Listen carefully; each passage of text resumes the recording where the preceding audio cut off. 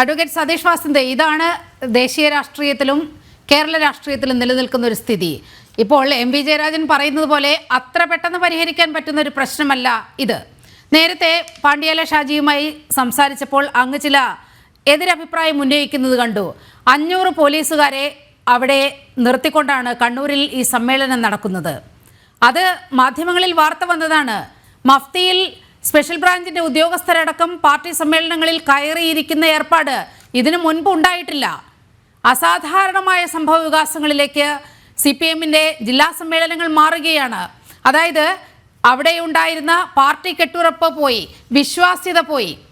ഇവിടെ ചില ആളുകൾക്ക് കൃത്യമായി ഭരണം നിലനിർത്താനും അധികാരം നിലനിർത്താനും ഈ പാർട്ടി സംവിധാനം എങ്ങനെ സ്വന്തം കൈപ്പിടിയിലേക്ക് ചുരുക്കാം എന്ന് ഉള്ള ആലോചന മാത്രമാണ് ഈ സമ്മേളനങ്ങളിൽ നടക്കുന്നത് എന്നാണ് കഴിഞ്ഞ കുറേ നാളുകളായി ഈ സമ്മേളനങ്ങൾ വീക്ഷിക്കുന്ന ആളെന്ന നിലയിൽ എനിക്കടക്കം തോന്നിയിട്ടുള്ളത്. എനിക്കത് മനസ്സിലാവില്ല. കാര്യം ചിട്ടയായ ഒരു സമ്മേളനങ്ങൾ നടത്തുന്നത് 3 വർഷത്തിലൊരിക്കൽ ബ്രാഞ്ച്, അതുപോലെ തന്നെ ലോക്കൽ സമ്മേളനങ്ങൾ, ഏരിയ സമ്മേളനങ്ങൾ, ജില്ലാ സമ്മേളനങ്ങൾ, അതുപോലെ സംസ്ഥാന സമ്മേളനം കഴിഞ്ഞ് കേന്ദ്ര സമ്മേളനങ്ങൾ നടക്കുന്ന ഏത് പാർട്ടിയുണ്ട്? ഇന്ത്യക്കകത്ത് ഏത് പാർട്ടിയുണ്ട്? പറയും. നീലിമയ്ക്ക് നെഞ്ച് കൈ ബഹുമാനപ്പെട്ട എന്നെയും കാട്ടി കൂടുതൽ ഈ പാർട്ടിയായിട്ട് കൂടുതൽ ബഹുമാനപ്പെട്ട പട്ടിയാല ഷാജിക്ക് അദ്ദേഹത്തിന് അറിയാമല്ലോ. വേറെ ഏതൊക്കെ ആ സമ്മേളനങ്ങളിലെല്ലാം പോലീസുകാരെ കൊണ്ടിരുത്തി ഒരു സമ്മേളനം നടത്താനുള്ള ഗതികേട് ഈ CPM-ന് ഇവിടെ ഉണ്ടെന്ന് നിങ്ങൾ ആരെങ്കിലും വിചാരിക്കുന്നുണ്ടോ? അത്രയ്ക്കുണ്ടോ? അല്ല, ആ ഗതികേട് ഉണ്ടാകുന്ന പറയുമ്പോഴത്തേക്ക് സ്വപ്പമൊക്കെ ഒരു ഇത് വേണ്ടേ എൻ്റെ നീലിമ? അത് പറയുമ്പോഴത്തേക്ക് ചെറിയൊരു ഇടപെടൽ ഇതിനു മുൻപ് ഉണ്ടായിട്ടുള്ള ഒരു സംഗതി അങ്ങയുടെ ശ്രദ്ധയിലേക്ക് കൊണ്ടുവരികയാണ്.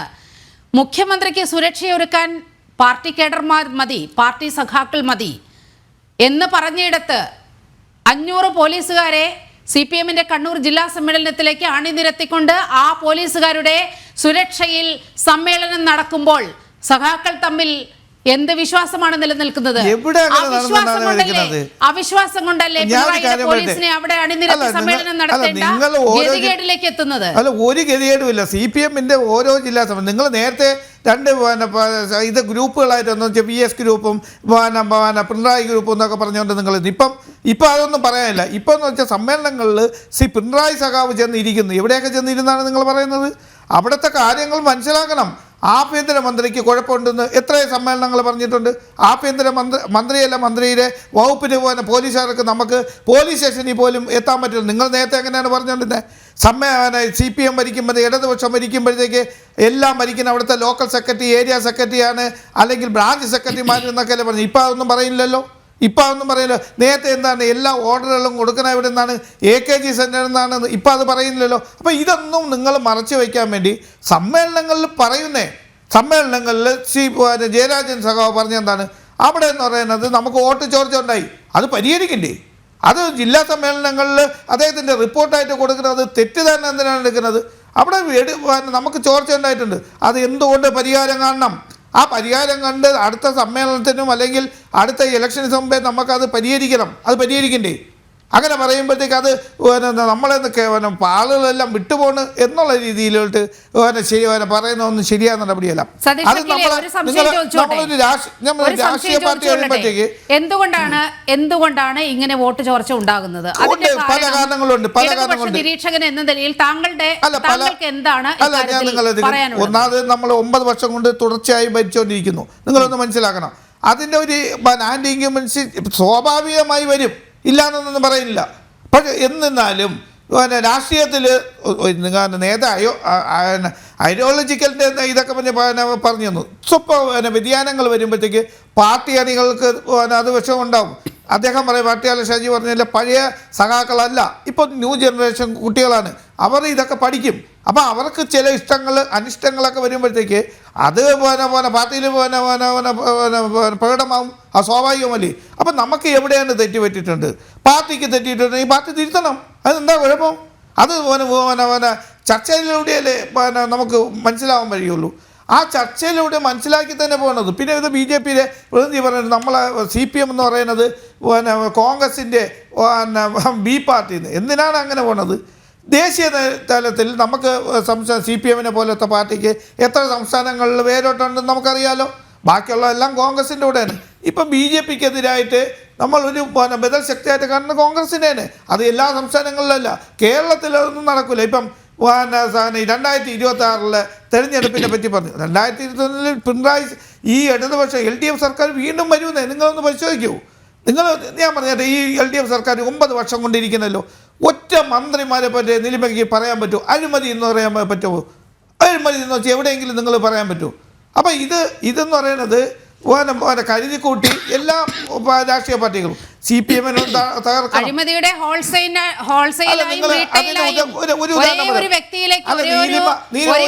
വ്യക്തിയിലേക്ക് കേന്ദ്രീകരിക്കുന്ന കാഴ്ചയാണ് പറയാനുള്ളത്. ആരായിരുന്നാലും കേരളമാര് സംസ്ഥാന സെക്രട്ടറി പറഞ്ഞിട്ടുണ്ടല്ലോ, ബഹുമാനപ്പെട്ട മുഖ്യമന്ത്രിയും വകുപ്പ് പറഞ്ഞിട്ടുണ്ടല്ലോ, ഇന്ന കുഴപ്പങ്ങളുണ്ട്, അത് തിരുത്തണം. അത് ജനങ്ങൾക്കിടയിൽ അവമതിപ്പ് ഉണ്ടായിട്ടുണ്ട്. എല്ലാ ഇതും കേരള പ്രതിനിധികൾ പറഞ്ഞിട്ടുണ്ടല്ലോ. അപ്പം ഇത് ഞാൻ അതാണ് പറഞ്ഞത്. നിങ്ങളെല്ലാം പിണറായിയെ ഇതാണ് വയ്ക്കുന്നത്. നേരത്തെ അങ്ങനെ അല്ലല്ലോ നിങ്ങൾ പറഞ്ഞുകൊണ്ടിരുന്നത്. ഈ 2 ഗ്രൂപ്പുകളായിട്ട് നിന്ന് ഇപ്പം അങ്ങനെയൊന്നുമില്ല. പാർട്ടിയാണ്. പാർട്ടിക്കകത്ത് ചില പ്രശ്നങ്ങൾ അല്ലെങ്കിൽ പാർട്ടിയുടെ മൂല്യശേഷനം വന്നിട്ടുണ്ടെങ്കിൽ അത് തിരുത്തി കൊണ്ടുവരണം. അതെന്താ കുഴപ്പം? അത് ചർച്ചയിലൂടെയല്ലേ പറ്റുള്ളൂ. ഇതുപോലെ സമ്മേളനങ്ങൾ നടന്നാലേ പറ്റുള്ളൂ. ആ സമ്മേളനങ്ങളിലെ പ്രതിനിധികൾ സംസാരിച്ചാലേ മനസ്സിലാവുള്ളൂ. മനസ്സിലാക്കി തന്നെ കൊണ്ടുപോകണം നീലിമ. അത് ഒരു സംശയവും വേണ്ട. നിങ്ങൾ ഒരു ഉദാഹരണം ഞാൻ പറയാം. നേമത്ത് നമുക്ക് ആദ്യമായി താമര ചിഹ്നത്തിൽ രാജാവ് വിജയിച്ചു. രണ്ടാം ഇത് വന്നപ്പോഴത്തേക്ക് ബഹുമാനപ്പെട്ട ഇന്നത്തെ വിദ്യാഭ്യാസ മന്ത്രി ശിവൻകുട്ടിയാണ് അവിടെ ജയിച്ചിട്ടുള്ളത്. നിങ്ങളൊന്ന് മനസ്സിലാക്കണം. അപ്പം കോൺഗ്രസ്സുകാർ പറയുന്നത് അവിടെ മുരളീധരൻ വന്നുകൊണ്ടാണ്. ആണോ? അല്ലല്ലോ. അതങ്ങനെ അല്ല. നിങ്ങളൊന്ന് മനസ്സിലാക്കണം. നേരത്തെ കോൺഗ്രസിൻ്റെ വോട്ടുകൾ കംപ്ലീറ്റും BJPക്ക് പോയി. ആ BJPയുടെ വോട്ട് മുരളീധരൻ വന്നപ്പോൾ തിരിച്ചു വന്നു. അല്ലാതെ CPMൻ്റെ വോട്ടൊന്നും അവിടെ പോയിട്ടില്ല. നിങ്ങളൊന്ന് മനസ്സിലാക്കണം. ഞാനിത് പറയുന്നത് ഈ തൃശ്ശൂരിന് ലോകസഭ വരുമ്പോൾ നോക്കി കണ്ണൂരിലെ കാര്യം പറയൂ. കണ്ണൂരിൽ ഇപ്പോൾ വലിയ വോട്ട് ചോർച്ച ഉണ്ടായെന്നാണല്ലോ പറയുന്നത്. അതിന്റെ കാരണം ഒരു കാരണം പറഞ്ഞു പോകൂ പ്ലീസ്. ഒരു കാരണം ഇടത് നിരീക്ഷകൻ എന്ന നിലയിൽ അങ്ങേക്ക് ബോധ്യപ്പെട്ട ഒരു കാരണം. ഞാൻ പറഞ്ഞില്ല 9 വർഷം കൊണ്ടുള്ള ഒരു ഭരണത്തിന്റെ ഒരു ഇത് സ്വാഭാവികമായി വരും. രണ്ടാമത്തെ കാര്യം റിപ്പോർട്ടിൽ തന്നെ പറഞ്ഞിട്ടുണ്ട്, ജനങ്ങളും പാർട്ടി പ്രവർത്തകരും നേതാക്കന്മാരുമായിട്ടുള്ള ഒരു അന്തരം വന്നിട്ടുണ്ട്. ആ അന്തരം തീർക്കണം. വളരെയധികം നന്ദി. അത്രയും